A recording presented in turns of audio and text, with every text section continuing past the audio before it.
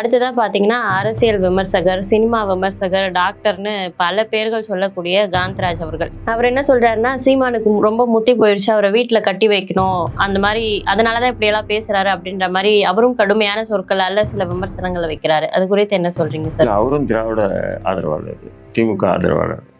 அதனால தான் சமீபத்தில் அவனும் இந்த முக்தாரும் உட்காந்து பேசின அந்த வீடியோ சம்மந்தமாக நடிகை ஒருத்தர் புகார் கொடுத்தாங்க. அந்த புகாரை பேசி அந்த எஃப்ஐஆரே ரத்து பண்ணியிருக்காங்க. அப்போது ரத்து பண்ணியிருக்கேன்னா அவ்வளோ கேவலமான வீடியோ.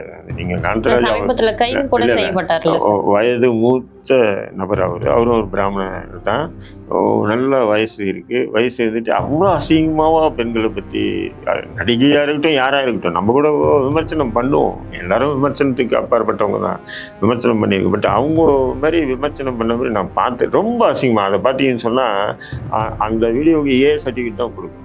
அதை எடுத்த முக்தாரோ அல்ல காந்தராஜோ அவங்க பொண்டாட்டி பிள்ளைங்களை உட்கார வச்சு அந்த வீடியோவை பார்ப்பாங்கன்னா பார்க்க முடியாது.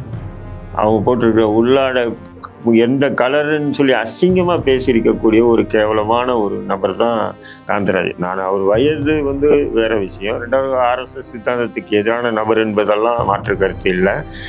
ஆர்எஸ்எஸ் பிஜேபி கடுமையாக எதிர்க்கக்கூடிய நபர். பட் அதே நேரத்தில் அவருடைய அசிங்கமான வார்த்தைகளை நம்ம இது பண்ண முடியாது. அதே நேரத்தில் சமீபத்தில் கூட ஒரு வீடியோ பார்க்குறேன்.